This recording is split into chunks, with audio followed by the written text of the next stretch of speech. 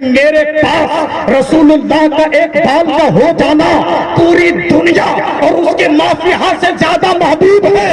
یعنی گویا کہ ان کا عشق کہہ رہا تھا, ان کا ولولہ کہہ رہا تھا کہ ایک مسلمان کے لیے اس کی پوری دنیا, اس کی نعمتوں کا پورا جہاں اور پوری دنیا کی قدر و قیمت وہ برابری نہیں کر سکتی جو ایک مسلمان کی نظر میں اس کے رسول کی قدر و قیمت. آپ نے ارشاد فرمایا سنو یہود وللمسلمین دینہ, جو مسلمان ہوں گے ان کے ساتھ ان کا دین ہوگا, جو یہود ہوں گے ان کے ساتھ ان کا دین ہوگا. میں تمہیں سمجھاتا ہوں 1949 اور 50 میں تم نے جمہوریہ سمجھا ہے, مسلمانوں نے اپنے اسلام کے پیغمبر سے جمہور کے قانون سمجھا ہے. اس لیے ہم تمہارے محتاج نہیں ہیں, ہم اپنے رسول سے انصاف کے مذہب کو بھی سمجھتے ہیں, انصاف کے قانون کو بھی. فاتبعونی یحببکم اللہ. صدق اللہ العلی العظیم. حضرات محترم, یہ مجلس علماء کرام کی یہ قیادت حکومت سے اور ساری دنیا سے یہ بات جذبات انگیز لہجے میں کہنا چاہتی ہے کہ یاد رکھو ہم سب کے لیے آقا کریم صلی اللہ علیہ وآلہ وسلم کے لعاب کا ایک قطرہ اتنی عظیم ہے کہ اس کے لیے ہم اپنی جان دینے کے لیے تیار ہیں. میرے آقا صلی اللہ علیہ وآلہ وسلم کا منہ مبارک اتنا عظیم ہے کہ اس کے لیے ہم اپنی جان بھی دے سکتے ہیں. جس وقت حضرت ابن سیرین رضی اللہ تعالیٰ عنہ کے پاس حضرت انس رضی اللہ تعالیٰ عنہ کا بال پہنچا, منہ مبارک پہنچا, تو سامنے میں حضرت عبیدہ رضی اللہ تعالیٰ عنہ موجود تھے.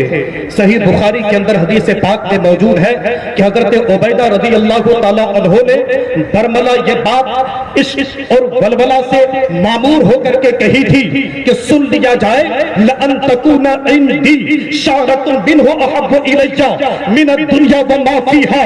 حضرت عبیدہ رضی اللہ تعالیٰ عنہ کہتے ہیں کہ میرے پاس رسول اللہ کا ایک بال کا ہو جانا پوری دنیا اور اس کے مافیہا سے زیادہ محبوب ہے.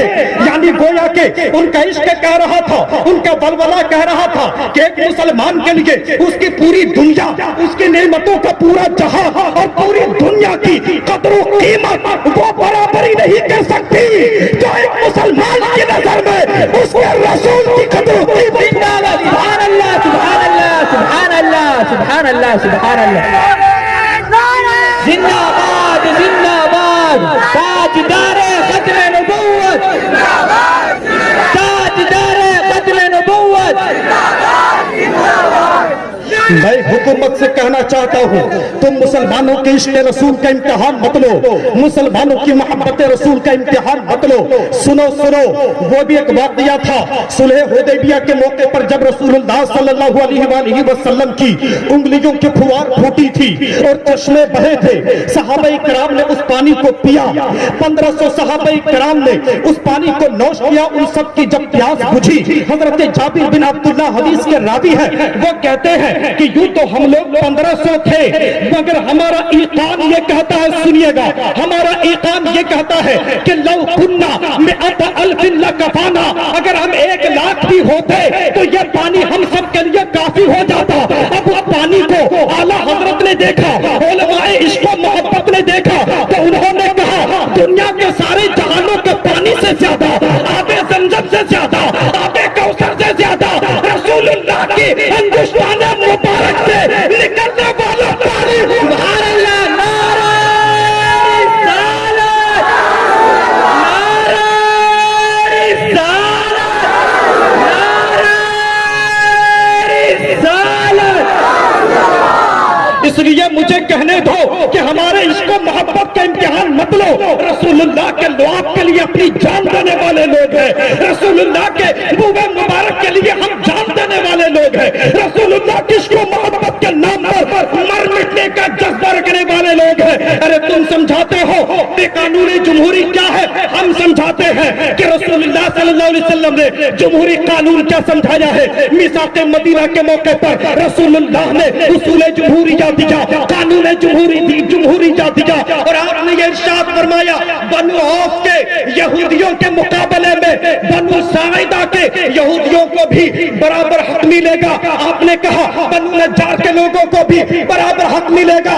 آپ نے کہا مائنورٹی سے تعلق رکھنے والے ہر ایک جماعت کو برابر کا حق ملے گا.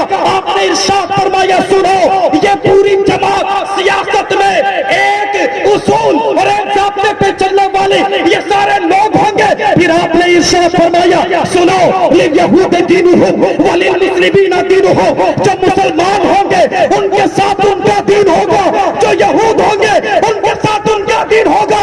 میں تمہیں سمجھاتا ہوں 1949 اور 50 میں تم نے جمہوریہ سمجھا ہے, مسلمانوں نے اپنے اسلام کے پیغمبر سے جمہور کے قانون سمجھا ہے.